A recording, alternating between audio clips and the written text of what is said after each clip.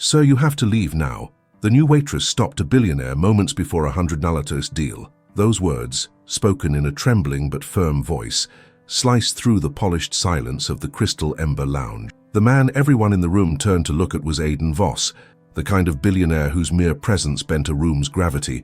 He was seated at his private corner table, surrounded by power brokers in suits worth more than most people's homes. And yet, for the first time in years, Aidan didn't speak. His expression was unreadable, half disbelief, half something deeper, like a memory he couldn't quite escape. Don't forget to subscribe to the channel, because stories like this remind us that love still changes people. The young waitress stood before him, gripping her order pad as though it were a shield. Her name tag read Clara. She had started just 2 days ago, a temporary hire to cover the evening rush at one of the most exclusive restaurants in the city. She was out of place here, too genuine, too transparent for the marble and gold world of men like Aidan. Her dark hair was tied back in a loose braid, her uniform slightly too big, her shoes clearly worn. But her voice didn't waver again. "Sir, please," she repeated softly, lowering her tone as the other guests whispered, "You have to go. Now." Aidan blinked, more out of confusion than anger. No one told him what to do, no one. He was used to having boardrooms fall silent at a raise of his hand, journalists crumble at his gaze, and executives beg for his approval. Yet this waitress, this girl, had just stopped the most important meeting of his career. He leaned back, studying her. "Do you even know who you're talking to?" "Yes," she said, meeting his eyes. "That's why I'm asking." The weight of her words hung in the air like smoke. Aidan's assistant, Nolan, stepped forward, whispering furiously, "Mr. Voss, she's mistaken. She must be confused. The investors are waiting." But Aidan didn't answer. His mind had caught on something, the way she had looked at him before speaking. There was no fear, just concern, genuine concern, which was something he hadn't seen in years. Clara took a step closer, lowering her voice so only he could hear. "Someone in your group isn't here to make a deal, Mr. Voss. They're here to destroy you." Aidan froze. Her words shouldn't have meant anything. He didn't believe in intuition or fate or warning whispers from strangers. His world was built on facts, contracts, and control. But something in her tone, so certain, so urgent, made his pulse slow, then quicken. He turned toward the other men at the table, 4 investors from overseas flown in to finalize a $100 million expansion. Their smiles were polite, but their eyes, were they hiding something? For the first time that evening, Aidan couldn't read the room. "Sir," Nolan insisted, "we can't just walk away from this." Aidan stood. His decision was instinctive, irrational, completely unlike him. "We'll reschedule," he said quietly.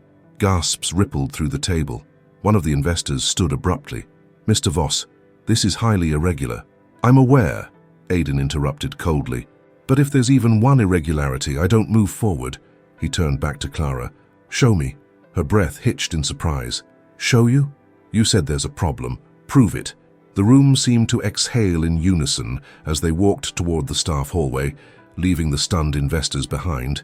Inside, the hum of the kitchen and the hiss of frying pans replaced the quiet tension of the dining room.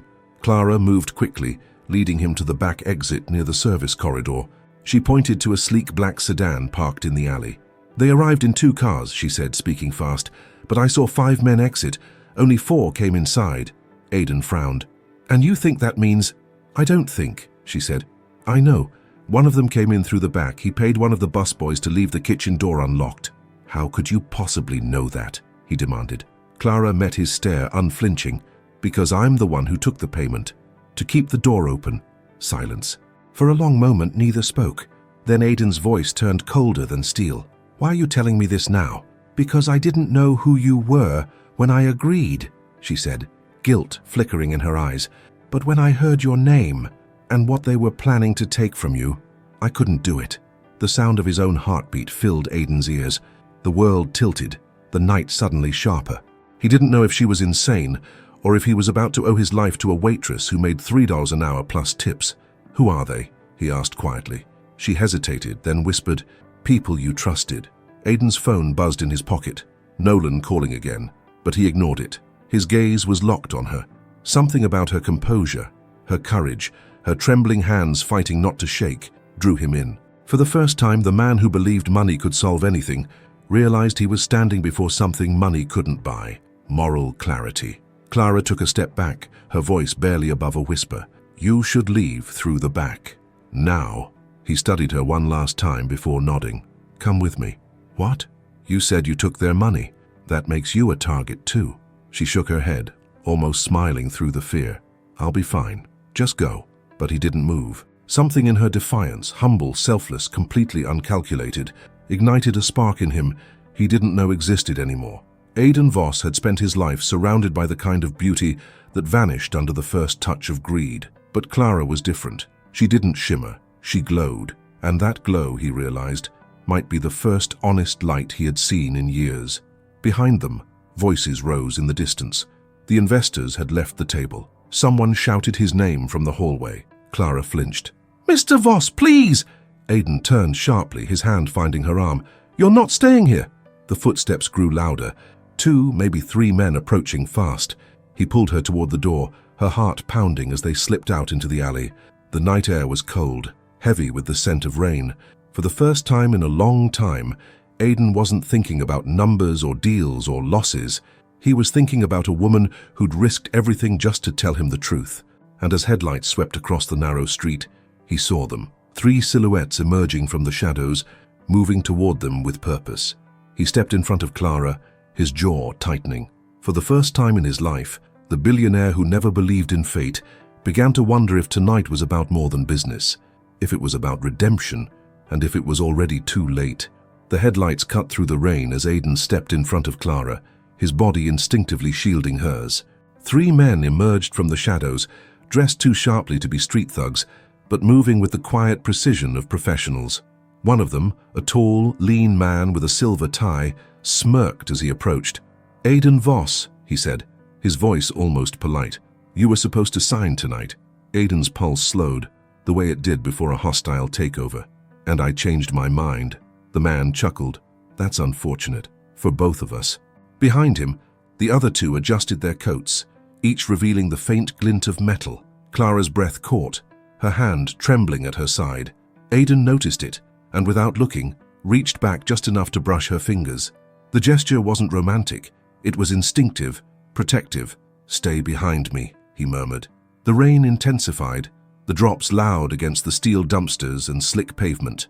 Aidan's mind raced through a dozen scenarios: escape routes, timing, risk. For years he'd built empires by predicting the moves of men like these, but this was different. This wasn't business. This was betrayal dressed in a suit, and yet she, this waitress, who should have run the moment danger appeared, stood by his side. "Why are you doing this?" Aidan demanded. "Do you even know what you're trying to destroy?" The man's smirk faltered slightly. "You mean your company? Your image? Your illusion of control? We know exactly what you've built. That's why someone paid us to take it apart." Aidan's jaw tightened. He knew what that meant. Someone inside his own circle had planned this, and it was working. His public humiliation, his downfall, it had all been timed perfectly. Clara stepped forward suddenly. "You don't have to do this," she said, her voice breaking but firm. "Whatever you were promised, it's not worth it. Please, stay quiet," Aidan hissed, trying to pull her back. But it was too late. The silver-tied man's eyes softened for a split second. "You're the girl from the kitchen," he said, recognition flashing. "So you talked." Clara froze. Aidan moved first. He pushed her behind a stack of crates as the man lunged. A brief struggle, fast and brutal. Then the sound of something metallic clattering to the ground. The gun slid across the wet concrete. The second man grabbed Aidan from behind, but Aidan twisted, driving an elbow into his ribs. Years of boxing with trainers in private gyms had taught him more than posture. He was strong enough to fight, but outnumbered. The third man drew another weapon, pointing it straight at Aidan. And then, from behind him, a voice shouted, "Stop!" Clara had picked up the first gun. Her hands were shaking, but her eyes, those wide, terrified eyes, were locked on the men. "Don't move," she said, her voice trembling but louder than the rain. The silver-tied man laughed softly. "And you think you'll use that?" Clara's lips quivered. "If I have to." The moment stretched. Aidan's breath fogged in the cold air. He could hear her heartbeat. He could feel it somehow. Fast, fragile and alive. "Listen to her," Aidan said. "You've already failed. Walk away." The man tilted his head, studying Aidan like he was calculating the odds. For a second it seemed he might. Then, with a slow, bitter smile, He stepped back and gestured to his men. "You're lucky tonight, Voss." They vanished into the rain. Aiden turned to Clara. Her arms dropped, the gun clattering from her hands. He caught her before she fell, guiding her to lean against the wall. "Breathe," he whispered. "You did it. It's over." Her eyes brimmed with tears she hadn't realized she'd been holding back. "You saved my life," he said. The words stopped her. She looked up, searching his face for sarcasm or anger, but found neither, only honesty. "I've spent years surrounded by people who smile and nod while waiting for me to fall," Aiden continued quietly. "And tonight, the only person who stood up for me was you." She looked away, embarrassed. "I shouldn't have been part of any of this. I only took that money because my mother's in the hospital and—" He interrupted gently. "You don't owe me an explanation." "But I do," she insisted. "You think I'm brave, but I was desperate. I thought one quick deal would pay for her treatment. I didn't know what they planned until it was too late." Her voice cracked at the last words. Aiden studied her. In that moment, he saw what the others never did. The humanity behind the mistake, the courage behind the fear. And for reasons he didn't yet understand, he wanted to protect her. Not out of guilt, but out of something deeper, something unfamiliar. He offered his coat, placing it over her shoulders. The fabric looked absurdly expensive against her soaked uniform, but it didn't matter. "Come with me," he said. "I can't," she whispered. "They'll find me if they see me with you.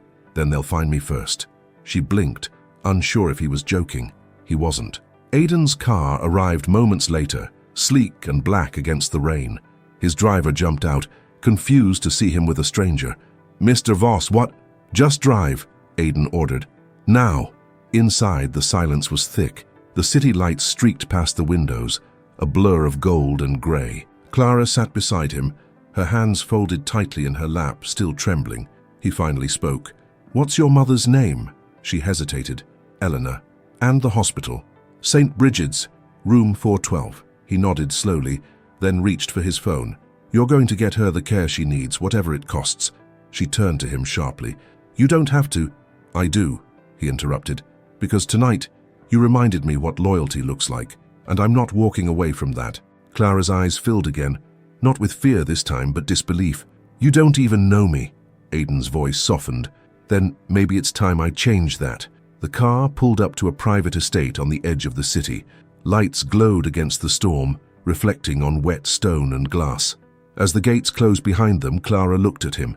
This man she'd nearly betrayed, who now treated her like someone who mattered. "Why are you helping me?" she asked quietly. Aiden turned to her, his expression unreadable but sincere. "Because for the first time in a long time I finally trust someone, and it isn't one of my own." But as they entered the house, a shadow crossed Aiden's mind. He didn't yet know that the betrayal she'd warned him about ran far deeper than a business deal, and that the person who wanted him destroyed was closer to him than either of them could imagine. The storm had passed by morning, but the silence in Aiden's glass-walled mansion was heavier than the rain had ever been. Clara stood by the massive window overlooking the city, still wearing the borrowed shirt he had given her the night before. It was far too big, its sleeves rolled and clumsy, but it was clean, warm, and, for the first time in days, safe. Downstairs, Aiden was on the phone, his tone clipped, composed, surgical. "Freeze all pending transfers. No one moves a cent until I say so." His voice carried that same controlled authority that had once built an empire. But Clara could hear something else beneath it now. A fracture, subtle but real. When he hung up, he turned to find her watching him from the staircase. "You didn't sleep," he said. She shook her head. "I couldn't. Every time I closed my eyes, I heard them." Aiden nodded. "Fear has a way of echoing." She studied him for a moment. "You don't look like a man who gets afraid." He smiled faintly, without warmth. "That's because I learned to hide it early." They sat across from each other at the long marble table in his private dining room. Between them, breakfast sat untouched. Fine porcelain, silver cutlery, fruit arranged like artwork. Clara couldn't bring herself to eat. "You really live like this every day?" "I used to," he said simply. "What does that mean?" He leaned back in his chair, watching the steam rise from his untouched coffee. "It means that somewhere along the way I stopped noticing what any of this was for." She hesitated, then said softly, "Maybe it was for someone else." That silenced him. The thought, so gentle, so human, cut through his armor like light through glass. Moments later, the door opened. Nolan, his assistant, entered carrying a folder. His sharp eyes flicked to Clara before addressing Aiden. "We have a problem." Aiden gestured for him to continue. "The investors from last night are gone. Their accounts are empty, their holdings fake. But there's more. One of our subsidiaries in Dubai just moved 12 million under your signature." "I didn't sign anything." "I know. Someone forged it, and whoever it was had access to your personal credentials." Clara's pulse quickened. "So it really was someone close to you?" Aiden didn't answer. His mind was already scanning through the faces of people he trusted. Partners, executives, family. His chest tightened when one name surfaced. He didn't say it out loud. "Not yet." Nolan cleared his throat. "And there's another matter. The press knows about last night. Someone leaked that you were escorted out of the restaurant by a waitress. They're calling it a scandal." Aiden's expression didn't change, but the silence around him grew razor sharp. "I'll handle it," he said. Nolan frowned. "How? By hiding her here?" Aiden's tone dropped. "That's enough." The assistant hesitated, then nodded stiffly and left. Clara looked at Aiden, guilt washing over her face. "I'm making everything worse for you." "No," he said, standing. "You're just showing me who's really on my side." He walked toward the window, staring out at the skyline that had once been his kingdom. "When I was 10, he said quietly, "my father told me never to let emotion interfere with business. He said love makes you weak." Clara's voice was barely above a whisper. "And did you believe him?" "For a while. Until I realized he built his empire by destroying everyone who loved him." She rose, taking a cautious step closer. "Then don't be him." He turned to face her. Their eyes met. His guarded, hers open and clear. In that silence, something shifted. But before either could speak, the sound of tires screeched outside. Security alarms blinked red on the wall console. Aiden crossed to the monitor, and what he saw froze him. A convoy of black SUVs was pulling through the outer gate, vehicles he recognized. "They're not press," he muttered. Clara's voice trembled. "Then who?" Aiden's jaw tightened. "My brother." Her eyes widened. "You have a brother?" "Had," he said, "until I bought out his shares and cut him out of the company. He must have been behind this the whole time." The intercom buzzed. A guard's panicked voice. "Mr. Voss, they're armed." Aiden's instincts surged. "Get down." He grabbed Clara's hand and pulled her toward the interior corridor, just as glass shattered in the front hall. The guards fired warning shots outside, shouting orders, but Aiden knew how this would play out. His brother didn't come for negotiations. As they ran through the hall, Clara gasped for breath. "Why would your own brother want to destroy you?" Aiden didn't look back. "Because I made him what he is, and then I took it away." They reached the inner elevator that led to the underground garage. Aiden punched the code, then turned to her. "When those doors open, we go straight to the car. Don't stop for anything." She grabbed his arm. "You can't just keep running. Let me help you." "Help me?" he echoed, almost laughing. "You already did. You saved my life." "That's not enough," she said, her voice breaking. "You're still trying to face everything alone." He stared at her, and for a split second the hardened lines of his face softened. "You don't understand. I don't know how not to."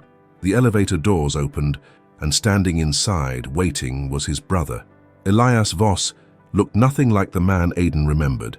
His hair was shorter, his smile sharper, his presence cold enough to chill the air. He stepped forward, his gun trained steadily on his brother's chest. "Hello, Aiden." Aiden didn't flinch. "You always did like dramatic entrances." Elias's eyes flicked to Clara. "And who's this? Your latest charity project?" Clara's throat tightened. Aiden moved slightly in front of her. "Leave her out of this." Elias's smile widened. "Oh, I'm afraid she's already in it. She's the reason every news outlet in the city is calling you a fraud. The waitress who ruined the great Aiden Voss." Clara's heart sank. "That's not true." "Doesn't matter." Elias cut her off. "Truth rarely does. Perception is what destroys men like you." Aiden's hands curled into fists. "You think this will make you powerful? You think this will bring Father's company back to you?" "No," Elias said softly, leveling the gun. "I think it'll finally make me free." Aiden stepped closer, his voice low and deliberate. "You won't shoot me. You want me to see you win." But Elias's gaze flicked toward Clara just for a second, and that's when Aiden moved. He grabbed Clara's wrist and shoved her aside, lunging forward just as the gun went off. The shot echoed through the corridor.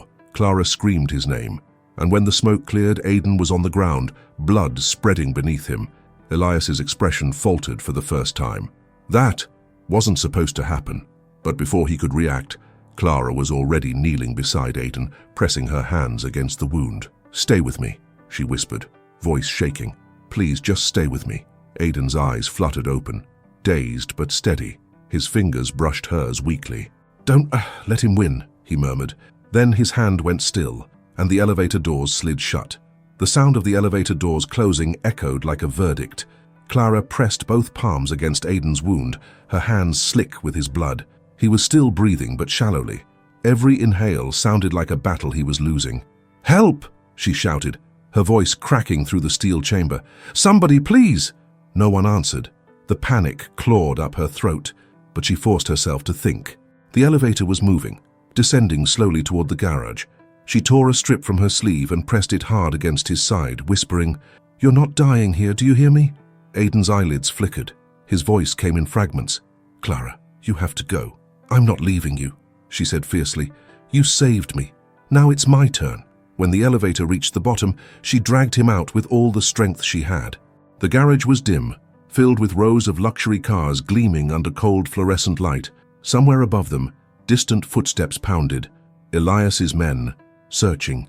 Clara spotted a set of keys on a nearby workbench and pressed the unlock button. Headlights flashed across the room.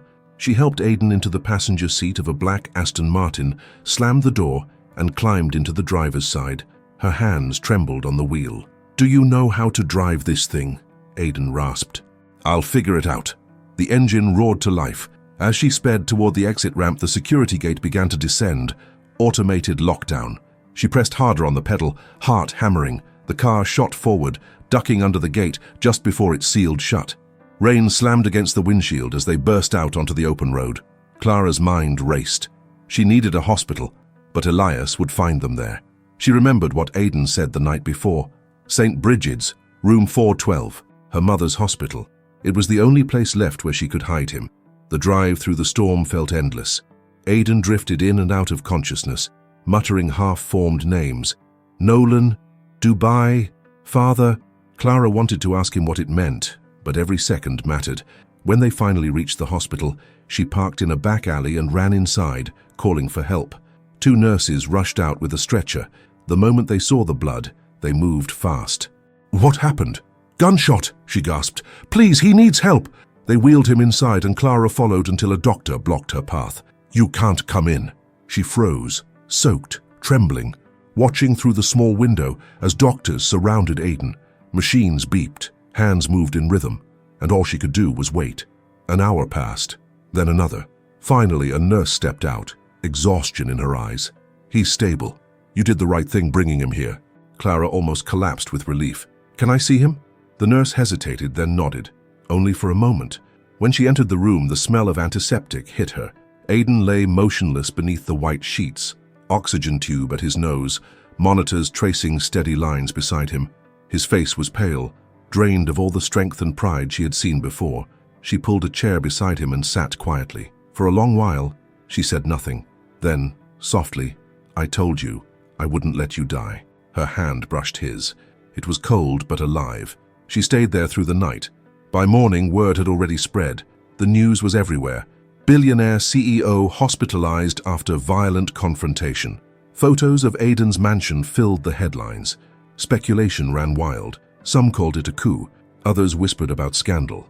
And then came the twist that made her blood run cold. Elias Voss was missing. The hospital security tightened.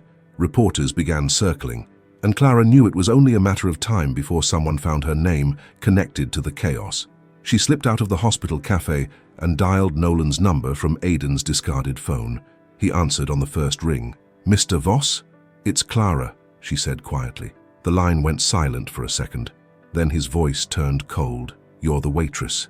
Yes, and I'm the reason he's still alive. Where are you? Nolan exhaled sharply. You shouldn't have called this number. The police are monitoring everything.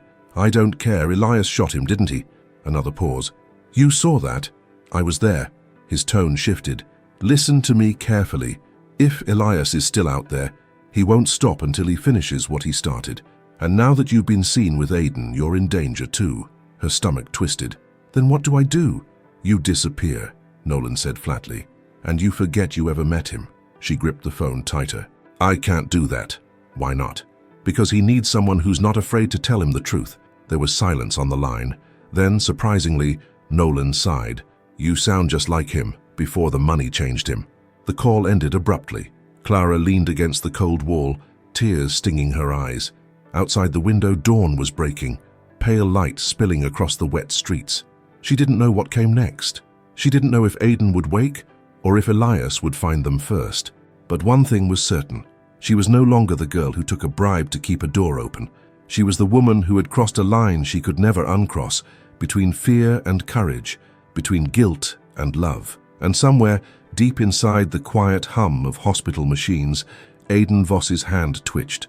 His eyes flickered open, and the first word he whispered was her name. The first thing Aidan saw when he opened his eyes was light, soft, fractured, slipping through half-closed blinds.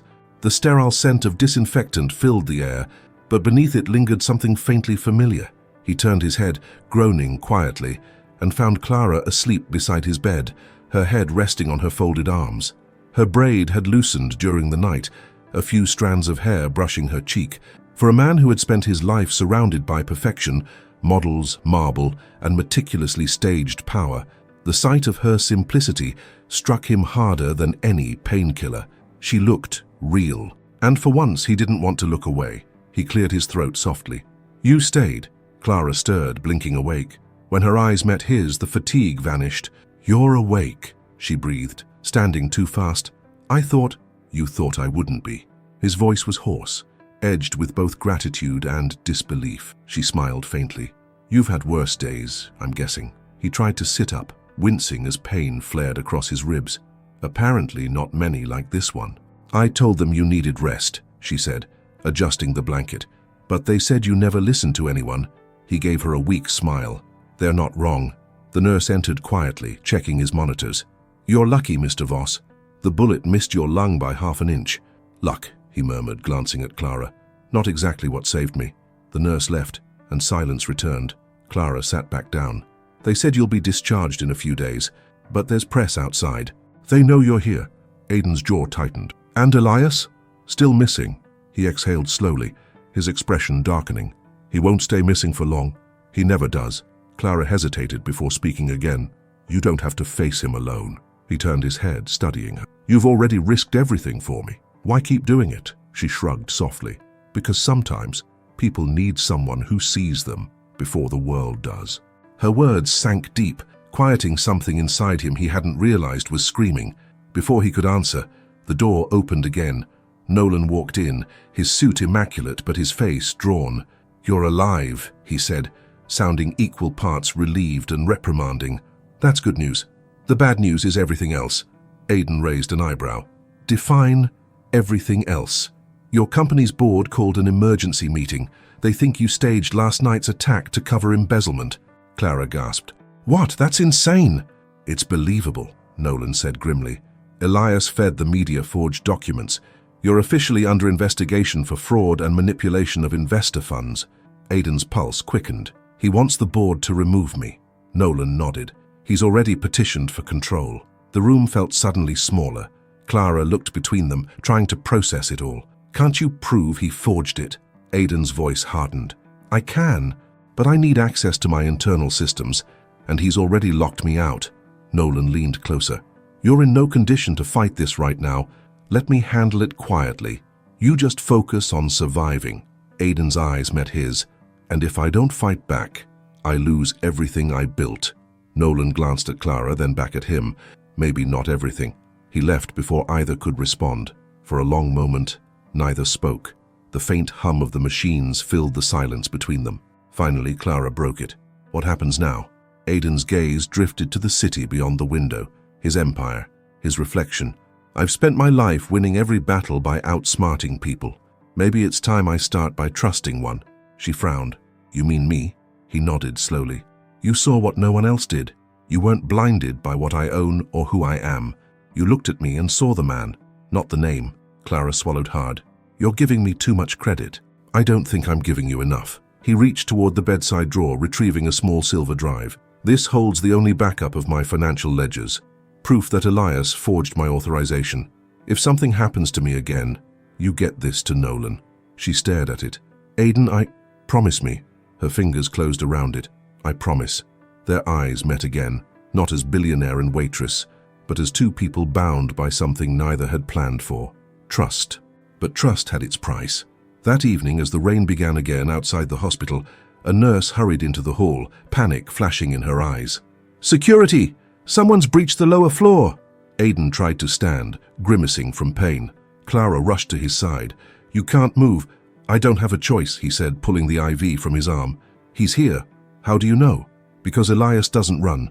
He finishes what he starts." They slipped through the back exit, just as shouting erupted at the other end of the corridor. Downstairs, the power flickered, once, twice, then plunged the hospital into emergency lighting. The world turned red. Clara clutched his arm, heart pounding. "We need to hide." But Aidan's gaze was fixed on the far end of the hall, where a silhouette stepped into the flickering light. Elias. He wasn't alone this time.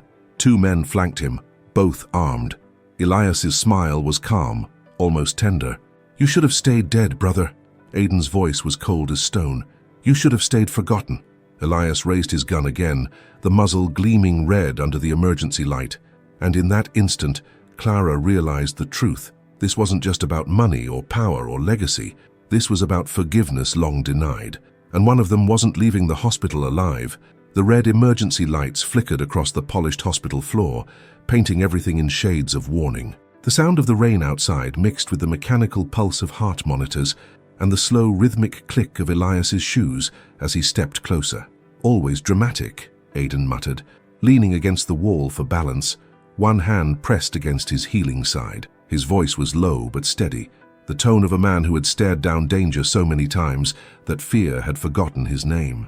Elias smiled, dark and deliberate. "You should thank me, brother. I'm giving you the ending you deserve, surrounded by what you built, cold, clinical and empty." Clara stepped forward before she could stop herself. "He doesn't deserve this." Elias's eyes shifted toward her. "Ah, the waitress." His tone softened mockingly. "I almost forgot about you. You should have taken the money and disappeared when you had the chance." Her hands trembled, but she didn't back down. "You talk about money like it's worth more than a life. That's why you'll never win." For a moment, Elias looked at her, really looked. Then he laughed quietly. "You have no idea how this world works."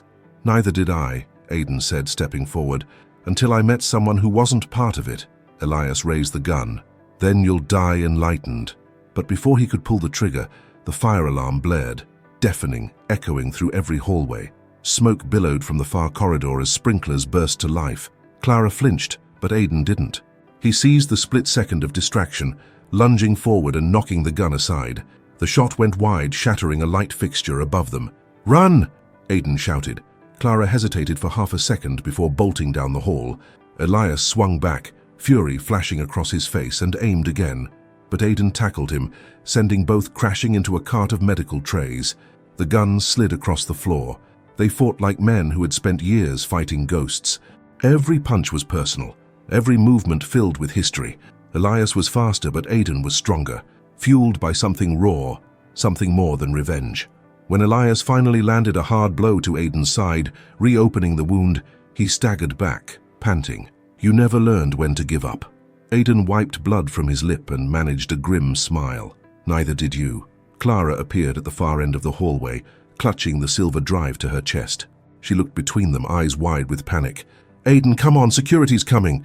Elias turned toward her, realization dawning. "She has it," he hissed. He lunged past Aidan, reaching for her.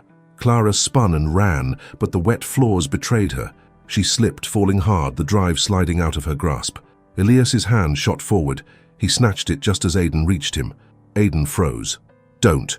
Elias held up the small device, his face twisted with triumph. "This is it, isn't it? The proof you thought would save you." Aidan's voice was quiet, almost calm. "It's not just proof." "Then what?" Elias sneered. "It's everything." And before Elias could react, Aidan lunged forward again, grabbing his brother's wrist and twisting hard. The drive fell, hitting the floor and skittering beneath a hospital bed. Elias swung the gun up once more, but Clara kicked it away with all the strength she had. The weapon clattered across the tiles. For a heartbeat, everything stopped. The brothers stood facing each other, drenched, breathless, trembling with exhaustion and rage. Then Elias laughed, a hollow, broken sound. "You think any of this matters? Even if you clear your name, you'll still lose, because you're nothing without control." Aidan stared at him. "You're wrong." "Am I?" Aiden's eyes shifted to Clara, to the woman who had risked everything, who stood shaking but unbroken beside him. "I used to think control was strength," he said quietly, "but it's not. It's fear disguised as power, and you've lived in it your entire life." Elias's hand trembled. "You think you're better than me?" "No," Aiden said softly. "I think you're still me." Before I learned what mattered, the sound of sirens filled the distance. Red and blue lights flashed through the rain-soaked windows. Elias glanced toward them, panic flickering across his face. "It's over," Aiden said. "Don't make it worse." Elias's jaw clenched. For a moment it looked like he might surrender. Then in a single motion he lunged for the gun. Clara screamed. Aiden moved first. The shot went off. Loud, sharp, final. When the echo faded, Elias stood frozen, the gun still raised. Then slowly his knees gave out. He fell, the weapon slipping from his grasp, blood spreading across his chest. Aiden stood above him, chest heaving, staring at the brother he had once loved more than himself. Elias coughed weakly, his voice barely a whisper. "You win again." Aiden knelt beside him, shaking his head. "No one wins tonight." Elias's hand twitched, then went still. The sirens grew louder. Security and police flooded the hallway seconds later, shouting orders, weapons drawn. Clara dropped to her knees beside Aiden, shaking, tears streaming down her face. He didn't speak. He couldn't. He just pulled her close, holding her while the chaos unfolded around them. Hours later, after statements, paramedics, and flashing lights faded, they found themselves alone again, sitting on a bench outside the hospital. The rain had stopped. The city was quiet. Clara leaned her head against his shoulder. "You didn't have to save me." He looked down at her, exhaustion softening his expression. "You didn't have to save me either, but you did." She smiled faintly through her tears. "So what now?" Aiden exhaled, long and heavy. "Now, I stop fighting ghosts." He stared out at the skyline, the city he had once ruled from behind glass towers. It looked different now, smaller, softer, almost human. Clara reached for his hand.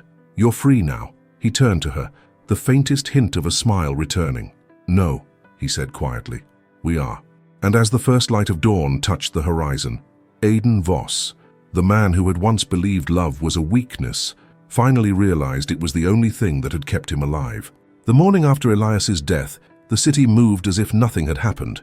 Traffic roared down the avenues, stock prices blinked across digital screens, and men in suits carried on with the illusion of control. But inside the hospital, everything was quieter, the kind of quiet that comes after a storm, heavy with the weight of what was lost and what might finally begin again.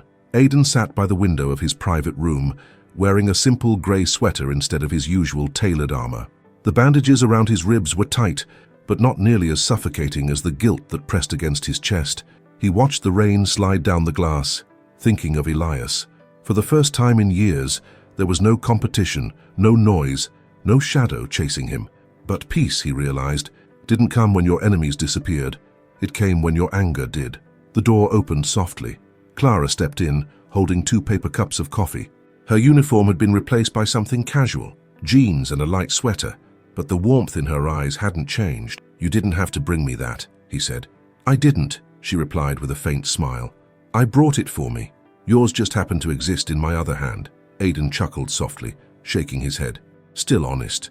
Someone has to be." She handed him the cup and sat across from him. For a long moment, neither spoke. The silence wasn't uncomfortable. It was full, like both of them were learning how to breathe in this new reality. "How are you feeling?" she asked finally. "Like I should have learned to duck earlier," he said dryly, then added more quietly, "Better than I deserve. You're being hard on yourself." "I'm being realistic," he said, his eyes drifting back to the window. "My brother is dead because of me. My company is hanging by a thread. And the woman who saved my life is still sitting here when she should have run from this mess." Clara leaned forward. "I didn't save your life because I wanted to run from it afterward." He turned toward her, his voice almost fragile. "Why did you save me?" Her answer came without hesitation. "Because somewhere beneath all that armor, I saw someone who still knew right from wrong, and that's rare." He held her gaze, searching for something, maybe forgiveness, maybe a reason to start over. Whatever it was, he found it in her steadiness. The door opened again. Nolan entered, his expression cautious. "Good to see you both still breathing," he said. "And Aiden, the board has agreed to meet tomorrow morning. You'll have to face them." Aiden nodded. They want my resignation. They want your blood, Nolan said. But if we prove Elias falsified the documents, they'll have no ground to stand on. The drive Clara saved contains the signatures we need. Clara glanced between them. Then it's over. Nolan gave a tired laugh. In this world, nothing's ever over, but it's a start. After Nolan left, Clara sat quietly sipping her coffee. You really built all of this from nothing, didn't you? From anger, Aiden corrected softly. I thought if I had more money, more control, more everything, I'd never feel small again. Turns out all I built were higher walls. Clara smiled gently. Maybe it's time you build something else. Like what? Something that doesn't need walls. He studied her for a long time, and for once he didn't have an answer. That night, as the city lights shimmered beyond the hospital, Aiden couldn't sleep. He walked through the dim corridors until he reached the children's ward, a place that always reminded him of the charity his company funded, but he rarely visited. Through the glass, he saw Clara sitting on a bench, reading to a small boy with a cast on his leg. She didn't notice him watching. The way she spoke, her gentle cadence, the way her hands moved when she told the story, made the sterile room feel alive. He leaned against the wall, arms folded, feeling something shift inside him. He wasn't used to tenderness. It was disarming. When the story ended and the boy drifted to sleep, Clara turned and spotted him. You scared me, she whispered. I wasn't trying to. You're terrible at being invisible, she teased softly. I'm learning, he said, walking closer. That's the first story I've listened to in years that didn't end with profit margins. She laughed quietly. Maybe that's the problem. You've been reading the wrong stories. He looked at her, really looked. The woman who had once been just another face in a crowded bar had become the one person who made his world feel human again. Clara, he said slowly, when all this is over, the board, the press, the lawsuits, what would you do if you could start over? She hesitated. I'd open a small cafe, somewhere quiet, maybe near the sea. I'd serve good coffee, warm food, and never have to pretend to be anyone else. He smiled faintly. That sounds perfect. She tilted her head. And you? What would you do if you stopped trying to fix the world? He met her eyes, his voice low. I'd fix myself. For the first time, she saw something in him that wasn't steel or anger. It was hope, fragile and unpolished, but real. And though neither of them said it aloud, the silence that followed felt like a promise. The next morning, Aiden walked into the boardroom of Voss Industries, a room designed to intimidate, lined with glass and power. But today, he wasn't there to perform. He wasn't wearing one of his signature black suits. He wore grey again, understated, grounded. Clara's words still echoed in his mind. Build something that doesn't need walls. The board members whispered as he entered. Nolan sat beside him, nodding once. Aiden placed the recovered drive on the table. Gentlemen, he began, his voice calm but firm, it's time we stop pretending that truth is negotiable. He connected the drive, the projector flickering to life, lines of data, transactions, timestamps. The evidence was irrefutable. Elias had faked authorization codes, transferred funds under Aiden's name, and framed him for every crime he'd been accused of. The room fell silent. One of the older directors leaned back. So, the ghost you've been fighting all this time was your own brother. Aiden met his gaze. Yes, but not anymore. Another spoke hesitantly. You realize this doesn't just clear your name. It changes everything. The press will want blood, and now they'll want his. I don't care what the press wants, Aiden said quietly. All I care about is rebuilding this company with integrity. And if any of you aren't interested in that, this is your chance to leave. No one moved. For the first time in years, the boardroom, once his battlefield, felt like something else entirely, a beginning. When the meeting ended, Aiden stepped outside into the cold air. Clara was waiting near the lobby, hands clasped, eyes full of quiet pride. He walked toward her, stopping just a few feet away. It's done, she smiled softly. So, what now? He looked around at the city, at the empire that had once defined him, and then back at her. Now, he said, I learn how to live, and somewhere, in the reflection of the glass tower behind them, the old version of Aiden Voss finally disappeared. The weeks that followed changed everything. The scandal faded, the company stabilized, and the name Voss, once whispered in fear or envy, began to carry a different tone. Not power, not dominance, but something rarer, respect. Aiden didn't return to the penthouse overlooking the skyline. Instead, he moved into a smaller home near the edge of the city, a quiet place surrounded by trees and sunlight. the kind of place that didn't need guards or mirrored walls. He spent mornings walking through the garden, coffee in hand, trying to remember what silence sounded like before it was filled with ambition. It felt human. Clara visited often, first under the pretense of bringing groceries or checking his bandages, but soon she stopped pretending. She came because she wanted to, and he didn't hide that he waited for her.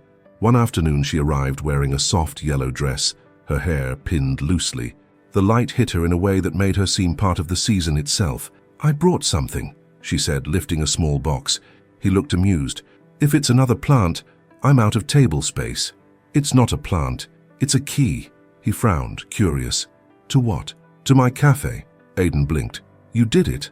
Clara nodded, eyes shining. "I signed the lease yesterday. It's small, but it's mine. Well, ours, if you ever want to come by." He took the key, turning it in his fingers. It was simple, worn, ordinary, but to him it weighed more than gold. "You kept your promise," he said quietly. "So did you," she replied. "You rebuilt your life without the walls." He smiled, a real smile this time, the kind that didn't look rehearsed. "Maybe you should teach me how to make coffee that doesn't taste like burnt ambition." She laughed. "Come tomorrow morning. I'll show you what real warmth tastes like." When she left, Aiden stayed on the porch watching the sun slip through the trees. For the first time, he didn't think about numbers, deadlines, or control. He thought about beginnings.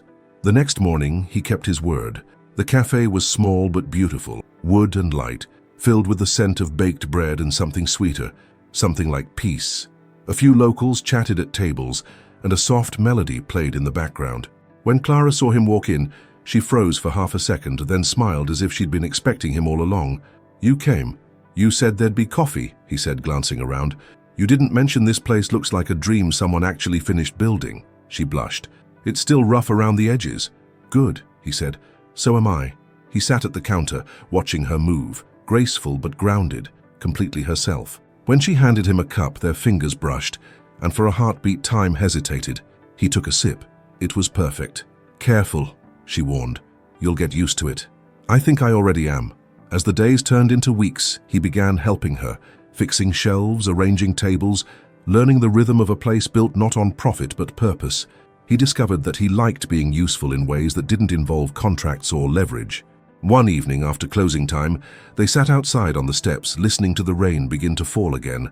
The sound no longer reminded him of the hospital or his brother. It was softer now, like an old wound finally healing. Clara leaned her head against his shoulder. "Do you ever miss it?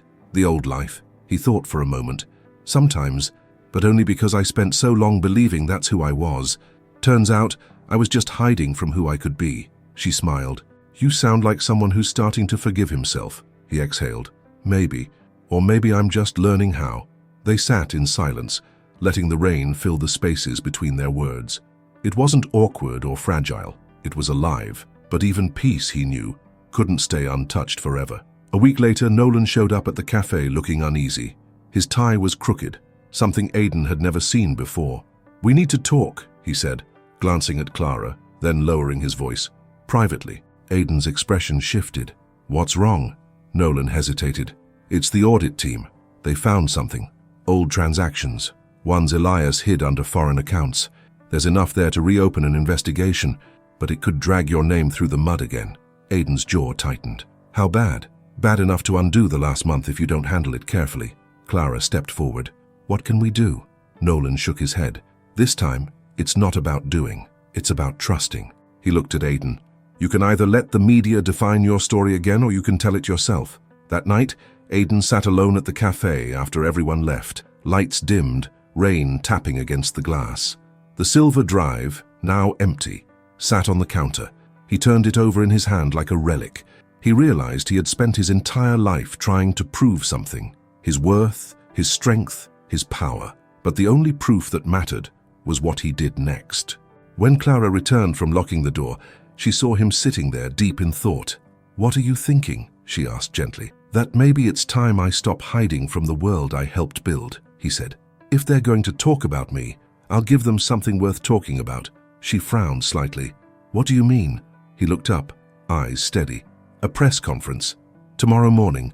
I'll tell them everything. About Elias, about the fraud, about the cost of power." Clara's voice was quiet. "And about me?" He smiled faintly. especially about you." She hesitated. "You don't have to." "I do," he interrupted softly, "because this story doesn't belong to me anymore. It belongs to what saved me." She blinked, realizing what he meant. Kindness. Exactly. He reached out, brushing a raindrop from her hair. "And you were the first person who showed me what that really looks like." The next morning, the world would know everything. Not the scandalous version they expected, but the truth that none of them could have imagined. And as the rain eased outside, Clara took his hand, knowing that whatever came next, it wouldn't be built on fear or money, but on courage, love, and the one thing his fortune had never bought: peace. The next morning dawned with a strange calm that didn't fit the chaos waiting outside. Reporters clustered near the Voss Industries headquarters, their cameras ready, their voices sharp with speculation. Headlines were already circulating online. Aidan Voss to address hidden scandal. Will the billionaire admit to more crimes? But inside his small house, Aidan wasn't the man they were expecting to see. He stood before the mirror, adjusting a simple navy jacket. No designer logos, no expensive cufflinks, just clean lines and quiet confidence. For the first time in his life, he wasn't dressing to impress anyone. He was dressing to be honest. Clara stood in the doorway, watching him. "You sure you want to do this?" He met her reflection in the glass. "If I don't tell the truth now, I'll never deserve what you gave me. Peace." Her hand lingered on the doorframe. "You don't owe the world your pain, Aidan." "I do," he said softly, "because for too long, I made it pay for mine." When they arrived at the conference hall, the room was already buzzing with journalists' microphones and flashing lights. Nolan stood near the podium, his face drawn but steady. "They're all here," he murmured. "Try not to give them blood, just truth." Aidan nodded once, then looked at Clara. "Stay, always," she whispered. He stepped up to the microphone. The noise in the room dulled instantly. He began without notes. "A few months ago, my name became a headline. Words like fraud, corruption, and greed were attached to me, and for a long time I thought I didn't care. But I was wrong." He paused, scanning the sea of faces. "Because the truth is, I built a life that looked perfect from the outside and hollow from within. I hid behind wealth, deals, and walls made of glass. I convinced myself I was untouchable, until I met someone who reminded me that being untouchable means you can't be reached." Reporters scribbled furiously. The flashes began again. "Her name is Clara," he continued, voice steady. "A waitress who had every reason to ignore me and every reason to walk away. But she didn't. She saw through what I showed the world. She saw the man I was too afraid to face. And when my own brother tried to destroy me, she stood between us, not for what I had, but for who I could become." Clara's breath caught. She hadn't known he would say her name publicly. Aidan's gaze found her in the crowd, his tone softening. "Everything I built wrong. But from her I learned that strength isn't about winning. It's about caring even when the world doesn't reward it." A murmur rippled through the crowd, not scandal but silence. The kind that comes when people are listening, really listening. He straightened slightly. "So here's the truth. Yes, my company made mistakes. My family made worse ones. But I will no longer spend my life hiding behind them. Starting today, Voss Industries will donate 70% of its profits for the next 2 years to independent charities, including one founded by Clara Bennett, to support women and workers rebuilding their lives after exploitation." The room erupted. Questions flew. "Mr. Voss, is this redemption? Are you retiring? Who is Clara Bennett?" Aidan raised a hand. "I'm not seeking redemption. I'm building something better. Because money can't erase the past, but integrity can build a future worth living in." He turned away from the podium, ignoring the flashes and shouts, and walked straight toward Clara. She stood frozen in place, tears glistening. When he reached her, he said quietly, "I meant every word." She looked up at him, her voice trembling. "You didn't have to say my name. The world doesn't need to know me. They already do," he said gently. "You're the reason this story changed." Outside, the cameras followed them through the crowd, but as soon as they stepped into the rain, something shifted. The noise faded, the chaos dissolved. It was just them again. Clara tilted her face toward the sky. "You did it," she said softly. Aidan looked up too, letting the rain wash over him. "No," he murmured. "We did." That evening, the news spread everywhere. Commentators who once mocked his downfall now spoke of his courage. Social media filled with messages, some cynical, some moved. But one thing was undeniable. The world had seen a different kind of billionaire. The next day, Aidan didn't go back to the office. He He drove to Clara's cafe instead. The bell above the door chimed and she looked up from behind the counter, a faint smile tugging at her lips. "You know," she said, wiping her hands on her apron, "most men buy flowers after a press conference like that." "I brought something better," he said, setting a folder on the counter. She raised an eyebrow. "Should I be worried?" "Probably," he teased softly. "It's the deed to this place." Her eyes widened. "Aiden, no, I can't." "You already own it," he interrupted. "I just made it official." She stared at him, speechless. He leaned closer. "I spent half my life buying things I didn't need. This is the first thing that ever felt right." For a moment, she didn't move. Then slowly, she reached across the counter and took his hand. "You keep doing this," she whispered, "turning everything heavy into something beautiful." He smiled. "You taught me how." The rest of the day passed quietly. Customers came and went, unaware that the woman behind the counter and the man sitting near the window had just rewritten the ending of a story that began in chaos. When night fell, they locked up together. Outside, the city lights flickered like stars caught in motion. Aiden looked around, breathing in the scent of coffee and rain. "You ever think we'd end up here?" Clara laughed softly. "You mean you, the billionaire who thought emotions were liabilities, helping me clean tables?" He chuckled. "It's good for my reputation." She smiled, shaking her head. "You don't care about reputation anymore." He looked at her, his voice warm. "No, I care about truth." She turned off the last light, the cafe fading into golden dimness. For a long moment they stood by the door, neither moving. The air between them felt charged, not with tension but with peace. When she finally spoke, her voice was barely above a whisper. "What happens next, Aiden?" He brushed a strand of hair from her face. "Whatever we choose." And in that quiet, rain-lit moment, choice had never felt so free. Months later, the story of Aiden Voss and Clara Bennett had become more than just gossip or headlines. It had become a quiet legend whispered in cafes, boardrooms, and classrooms alike. People no longer talked about the scandal that once defined him. They talked about the transformation that followed, about the billionaire who walked away from everything he owned to live a life built on kindness, not conquest. But for Aiden and Clara, life had settled into something beautifully ordinary. To every morning they opened the cafe together. He prepared the espresso awkwardly but with determination, while Clara handled the customers, smiling at everyone, remembering names, making people feel like they belonged. The walls were covered in soft photographs from all over the world, places where their donations had rebuilt homes, schools, and futures. Aiden often stood near the back, watching as Clara moved through the room, laughter echoing like sunlight. He had spent years believing love was distraction. Now he knew it was direction. One morning Nolan appeared at the door, grinning. "Still making the best coffee in the city? Still giving away free legal advice in exchange for it?" Clara shot back, smiling. Nolan laughed and turned to Aiden. "You're a hard man to reach these days." "I'm not hiding," Aiden said. "Just living." Nolan nodded, then lowered his voice. "The foundation's growing faster than we expected. You might want to see it in person." Aiden hesitated. "You mean travel again?" "Just a few days, Morocco.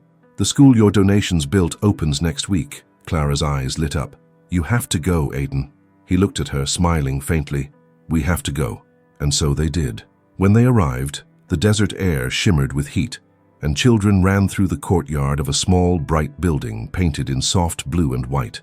On the wall above the door was a plaque that read, "The Bennett Voss Learning Center, founded on kindness." Aiden stared at it for a long moment, his throat tightening. A small boy tugged at his sleeve. "Sir," he said shyly, "are you the man who gave us this school?" Aiden knelt, meeting the boy's eyes. "No," he said softly. "You did. You're the reason we built it." The boy grinned and ran off to join his friends. Clara slipped her hand into his. "How you still don't see it, do you?" she whispered. "See what? The man you became."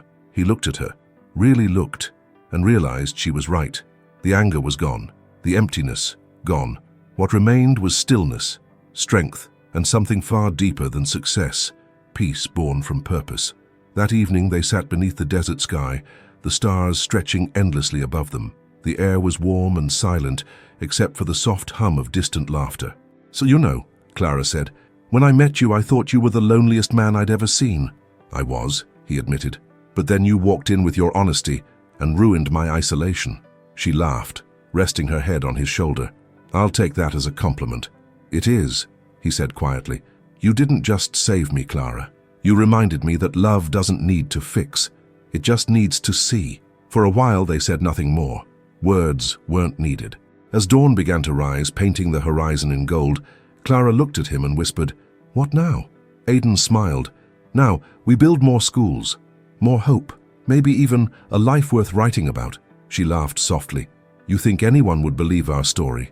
He looked at her, eyes full of warmth. "They don't have to believe it, they just have to feel it." Back home, months later, the cafe grew busier than ever. People came not just for the coffee, but for the feeling, that rare unspoken comfort of being somewhere built from love, not ambition. One afternoon, a customer asked Aidan if he missed his empire. He smiled. "No," he said. "I traded it for something bigger." The man frowned.